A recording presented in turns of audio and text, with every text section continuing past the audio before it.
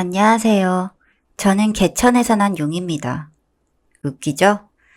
처음 하는 말이 개천에서 난 용이라뇨. 저는 사실 찢어지게 가난하다면 가난한 집의 장녀입니다. 사람들이 흔히들 K장녀, 장남이라는 말을 많이들 하시잖아요.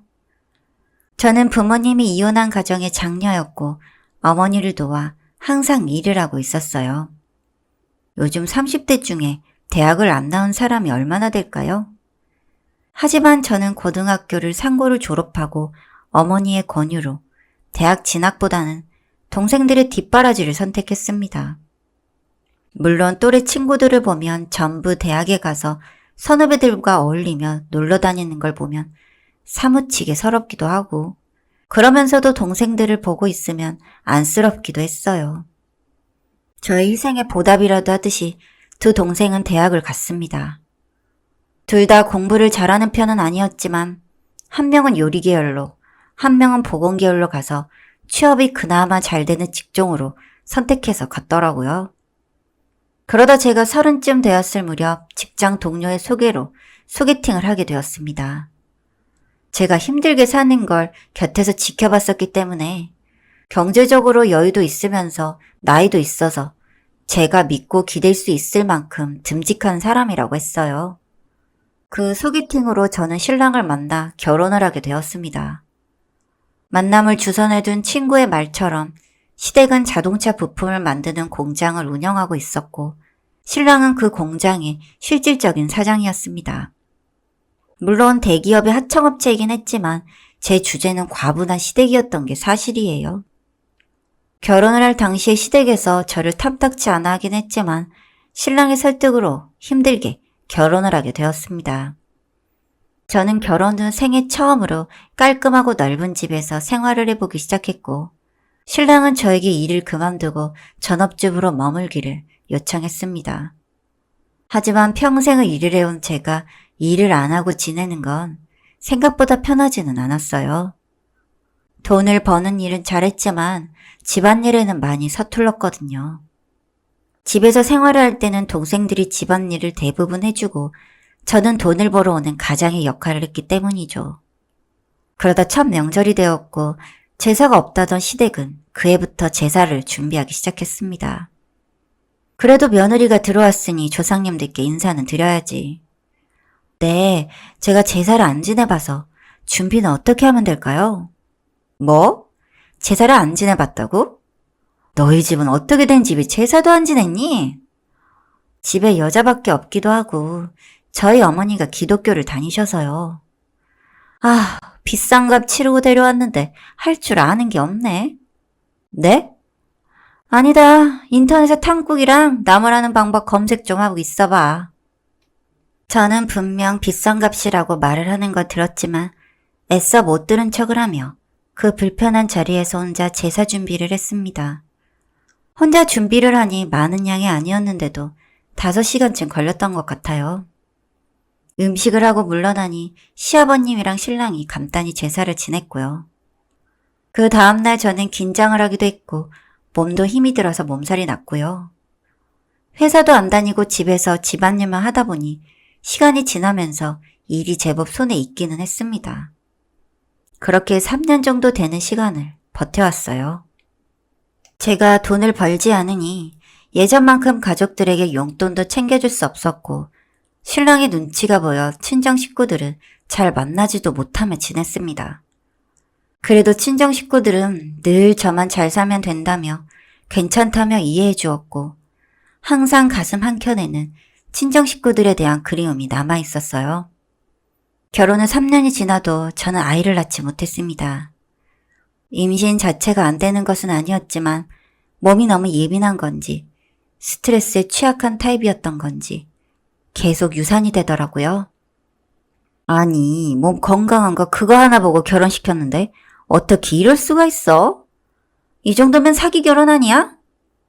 어머님, 그게 아니라 건강은 괜찮은 건데. 죄송합니다. 죄송하면 그럼 그걸로 끝이야? 네가 우리 집 대를 끊을 거냐고.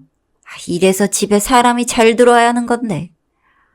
저희가 더 노력해볼게요. 조금만 더 기다려주세요. 나이만 많고 거지 같은 걸 집에 들인 내가 잘못이지. 내 눈에서 꺼져.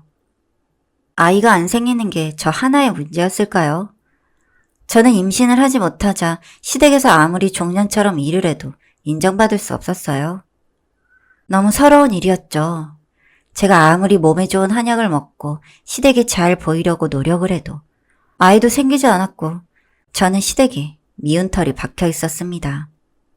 그날도 신랑이 퇴근 후 샤워를 하러 간 사이 떨어진 옷들을 주워 정리를 하고 있었습니다. 가방을 들다가 반대로 잡아서 안에 있는 것들이 우수수 떨어졌는데 그 안에서 두질이 선명한 임신 테스트기가 발견했어요. 당연히 제 임신 테스트기는 아니었어요. 하늘을 봐야 별을 딴다고 제가 신랑과 관계를 안 한 지는 3주가 넘었었으니까요. 가방에 다시 주워 담으며 참 마음이 착잡했습니다. 본능적으로 저는 알고 있었던 것 같아요. 제가 더 이상 이 집에서 머물지 못할 것을요. 그날 이후 저는 조금씩 신랑과의 이별을 준비했습니다. 신랑의 블랙박스를 찾아 메모리칩도 미리 찾아두고 집에서 현금화할 수 있는 것들을 미리 챙겨뒀고요. 아니나 다를까 2달 정도 지났을 무렵 신랑은 저에게 이혼을 요구했습니다. 우리 이혼해. 어머니랑 당신 싸우는 것도 보기 지긋지긋해. 왜? 그 아이 때문에? 뭐?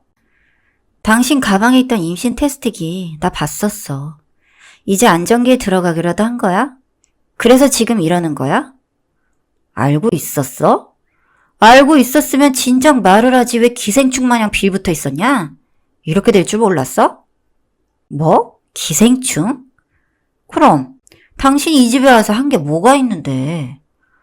나 이혼 소송 걸 거야. 내가 한 게 왜 없어. 없던 제사 꼬박꼬박 지내주고 삼시세끼 음식 해주고 청소하고 빨래하고 시부모님 택시기사 노릇까지 하면서 지냈는데 그래 소송해. 이길 수 있으면 어디 한번 해보라고. 결국 저희는 진흙탕 싸움을 시작했고 정말 다행히도 법원은 저희 손을 들어주었습니다. 재산이 제법 있던 집이라 위자료도 제법 받았고 이후 상간녀 소송을 하면서 그 여자에게도 돈을 뜯어냈습니다. 물론 그 돈은 다 시댁이나 신랑의 주머니에서 나온 거였겠지만요. 이혼하는 마당에 그게 뭐가 중요하겠어요? 그리고 지금은 다시 3년이 지났고 시댁 식구를 우연히 다시 보게 되었습니다. 제가 한 매장에서 자판기를 수리하고 있을 때 뒤에서 누군가 아는 척을 하더라고요. 박민영? 너 여기서 뭐해? 아직도 이러고 살아? 누구? 와, 이제 전 남편도 못 알아보네. 제가 자판기를 수리하다 아는 척하는 목소리에 뒤를 돌아보니 100kg는 거뜬히 넘을 것 같은 남자가 서 있었는데 그게 전 남편이라고 하더라고요. 저는 너무 어이가 없었지만 신랑의 행색을 훑어보니 그 사람도 그다지 잘 지내는 것 같진 않았어요. 목이 다 늘어난 티셔츠를 입고 명품이 아니면 신지도 않던 신발은 아디다스도 아닌 삼디다스 슬리퍼를 신고 서 있었으니까요. 그러면서 신랑은 저를 위아래로 기분 나쁘게 훑어보기 시작했습니다. 잘 지냈어? 여전히 몸매 하나는 끝내주네. 우리가 무슨 할 말이 남았어? 그 여자 꽃뱀이더라고. 임신한 것도 아니었고. 우리 집 예전만은 못하지만 그래도 너 하나쯤은 거둬줄 수 있는데. 우리 잠시 쉬었다 갈래? 뭐? 저는 정말 그 자리에서 귀를 의심할 수밖에 없었습니다. 인간이 어떻게 굴러먹었길래 이렇게 한결같이 더럽고 천박한 건지. 그때 마침 직원 한 명이 저에게 급히 다가오며 말했어요. 사장님, 이런 걸 저희가 해도 충분하다고 말씀드렸잖아요. 안 그래도 지금 신문사에서 인터뷰하라고 와 있는데 이러고 있으시면 안 돼요. 금방 갈게요. 사무실 올라가셔서 차 한 잔 내어드리고 시간 좀 벌어주세요. 저는 이 손님이랑 아직 이야기가 덜 끝나서. 네, 금방 오셔야 해요. 그 순간 순식간에 바뀌는 전 남편의 표정을 보니 가관이더군요. 직원이 다시 가게 밖으로 나가고 저는 전 남편의 사타구니 사이를 힘껏 차버렸습니다. 전 남편은 그대로 고꾸라져 바닥을 기어다녔습니다. 어쩌지? 나는 너 하나쯤이 아니라 70명이 넘는 직원을 먹여 살리고 있는데. 멀리서 쉬었다 가지 말고 거기서 잠시 쉬었다가 가. 보다시피 나는 좀 바빠서. 그리고 목 다 늘어난 티셔츠는 밖에 입고 다니기 좀 그렇지 않아? 옷이라도 좀 사 입어. 그렇게 말하고 저는 전 남편에게 10만원짜리 수표 하나를 던져두고 가게 밖으로 나왔어요. 사실 저는 이혼 후 소자본으로 할 수 있는 일을 찾다가 자판기 사업을 시작했고, 단순히 음료뿐만 아니라 대학가에는 드라이플라워, 그리고 오늘 방문한 매장은 생필품부터 즉석 식품 같은 것을 24시로 편히 구매할 수 있는 자판기 매장을 만들었습니다. 이후 연매출 10억이라는 자수성가한 사업가가 되었죠. 다음번에는 전 남편을 만나더라도 아는 체도 안 할 거지만 시원하게 한 대 갈겨주고 나니 속은 시원하네요.